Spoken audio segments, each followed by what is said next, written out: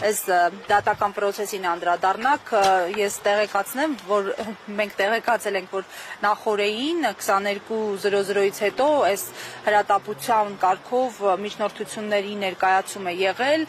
սա ինչով եք նախ պայմանավորում, եւ երկրորդ հարցը տեսնում ենք, որ այս դատական պրոցեսներին զուգահեռ այլ ճնշումների են արժանանում այլ քաղաքացիներ տարբեր դրվագներով, հերթը նույնիսկ հասել է վեհափառի, այսպես ազգուտակին, ինչու։ Նախ հարգելի լրագրողներ, շատ բարդ է տրամաբանություն եւ արդարացություն փնտրել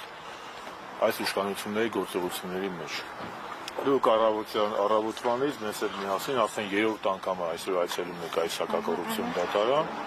եւ դատախազության նման հապճեպ միջնորդությունները այստեղ տրամաբանություն փնտրելը կարծում եմ աշնորհակալ գործ է, իսկ ես իշխանությունների արդարադատության եւ ժողովրդավարության արժեքների վերաբերյալ խոսելը կարծում եմ անիմաստ է, որովհետեւ ինչքան իրենք խոսեն ժողովրդավարության բաստիոն լինելու մասին, այնուամենայնիվ տասնյակ քաղաքական բանտարկյալների առկայությունը խոսում է մի կարևոր փաստի մասին, որ Հայաստանը միլիոնավոր կիլոմետրերով հեռու է ժողովրդավարությունից եւ հստակ քայլերով գնում է դեպի, չգիտեմ, քաոս ասեմ, հակաօրինական ռեժիմ ասեմ, ես չգիտեմ, բայց սա պրոբլեմատիկ է։ Բարձրականքն ինչու համարժեք չի, ես հիշում եմ մինչև 2018 թվականը շատ ակտիվ էր արձակը, միջազգային տարբեր այսպես դերակատարներ նույնիսկ Հայաստանում գործող միջազգային կառույց։ Ես համոզված եմ, որ եթե նույնիսկ այստեղ այս ինձ ձեզ չասեմ, ձեզ ռեգատայինների կյանք, այստեղ ճակատից գյուլեն, կարծում եմ արևմուտքը ոչ մի բան չի անի, որովհետև արևմուտքը որևէ խնդիր չունի, արևմուտքի նպատակն է այս իշխանություններին քաջալերելը, այս իշխանությունների պատվեր տալը եւ երրորդ հանրապետության բոլոր ժողովրդավարական ինստիտուտների իսպառ քանդումը, ոչ միայն ազգային, այլ նաեւ ժողովրդավարական ինստիտուտների։ Այն 91 թվականից հետո ինչ-որ մեր պետությունում ստեղծվել է այդ իշխանությունների տարանջատման սկզբունքը, այդ գործադիր, օրենսդիր, դատական իշխանությունների հնարավորինս կայացված լինելը, եկեղեցու պետությունից անջատ լինելը, մենք տեսնում ենք, որ արևմուտքը թքած ունի սրա վրա, արևմուտքը կարմիր կանաչ լույս է տվել Նիկոլ Փաշինյանի ռեժիմին հակաօրինական գործողություններ անել։ Դուք պատկերացնում եք, եթե Հայաստանում որևէ կերոնական այլ կազմակերպության վրա այսպիսի ատելություն, այսպիսի քարկոծում լինի, արևմտյան մամուլը, արևմտյան իրավապաշտպան կազմակերպությունները ԵԽԽՎ-ից մինչև ես չգիտեմ Եվրոպական միություն ինչպիսի ռիպորտներ եւ սանկցիաներ կկիրառեն։ Դուք պատկերացնում եք, եթե մի հատ արևմտյան բարերար, արևմուտքում ապրող կամ արևմտյան ծագում ունեցող բարերարը մեր ձևով բառակապակցության համար 5 ամիս ԱԱԾ-ի պատվալում ուներ։ 5 րոպե չէին թողա։ Հասկանում եք, մենք ապրում ենք քաոսային իրավիճակում։ Մարդիկ նստած են ոչինչ չանելու համար։ Այսինքն յուրաքանչյուրին կարա մի հատ մատնություն, սուտ մատնություն անի, գամբռնեն տանեն։ Մեր ժամանակ, երբ որ ազգային ժողովի փոխնախագահ էի, արևմտյան գործընկերները եւ ապաշտպան կազմակերպությունները մեզ հորդորում էին, որ օրենքները փոխենք ու մենք փոխել ենք, որ կալանքի հետ միաժամանակ լինի այլընտրանքային խափանման միջոցներ, որպեսզի կալանքը որպես պատժիժ միջոց չկիրառվի։ Ցավոտ տանեմ, ում ասես, ոնց ասես, ինչ ուզում անում, այստեղ իրավաբանություն, տրամաբանություն, արդարադատություն փնտրել աշտարակալ գործ է։ Այս ռեժիմը անում է քայլեր, որը ձևենտում է Թուրքիայի, Ադրբեջանի ռեժիմներին եւ հավաքական արևմուտքին։ Հավաքական արևմուտքին անհրաժեշտ է, որպեսզի ռուսական եւ իրանական ազդեցությունը կամ հայ-ռուսական բարեկամությունն ու հայ-իրանական բարեկամությունը հնարավորինս չեզոքացվի, իսկ Թուրքիան ու Ադրբեջանը պետք է առհասարակ հայկական գործոնը չեզոքացվի։ Մի դվավ ադնում իրանք դաշին կազմած անում են։ Ամեն դեպքում Հայաստանում արդեն խաղաղություն է պարունակվում։ Ամոթ է, չէ, լավ, հասկացանք, Սերժ Սարգսյանը պաշտոնաթող նախագահ է, հանրապետականի ղեկավարն է, բայց Արցախի հերոսը, հայոց պետականության հիմքերում կանգնած մարդ է, լավ։ Դուք պատկերացնեք, մենք մեզ թույլ կտայինք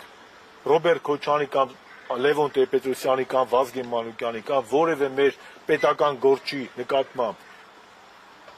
ժամը 1-3 անգամ կանչել դատարան, սա մի քիչ բանի հարց է, էլի, լավ պետությունն է, չէ՞, ի վերջո։ Պետք է ունենալ պետական մտածողություն, չէ՞, առավոտից իրիկու պետությունից է խոսում։ Սա պետական մտածողության բացակայությունն է, չէ՞, ի վերջո աշխարհը տեսնում է, չէ՞։ Սրտի կա ցույց տալիս բոլորիս։ Դե սրտի կա ցույց տալիս, կարող է Իշմարանում Ալիևին, ես ինչ իմանամ։ Պարոն Շարմազանով, եւ խաղաղության մասին, որովհետեւ այս ամենին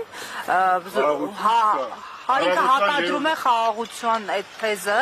ասում է, որ խաղաղությունը եկել երևի չեք նկատել, ռուսական ծորենն է եկել, ղազախականը պիտի գա։ Արցախում էլ է հիմա խաղաղ։ Ադրբեջանական ծորենն էլ կա, ադրբեջանական բենզինն էլ կա, գազն էլ կա, լույսն էլ կա, բայց հայեր չկան։ Այսօր ամենախաղաղ տարածաշրջանը տարածք հարավային Կովկասում Արցախն է, բայց հայ չկա։ Գերեզմանում էլ է խաղաղ, բայց մարդ չկա կենթանի։ Այսինքն խաղաղությունը ո՞րն է։ Դա խաղաղություն չի, դա ստերկացում է, Հայաստանի ադրբեջանացում է։ Կրկնում եմ, այլընտրանքային օրակարգը այս փուլում էլ 18-ից այս կողմել, այս իշխանությունից ազատվելն է։ Որ ինչ առաջարկեք հանրությանը, առաջարկել են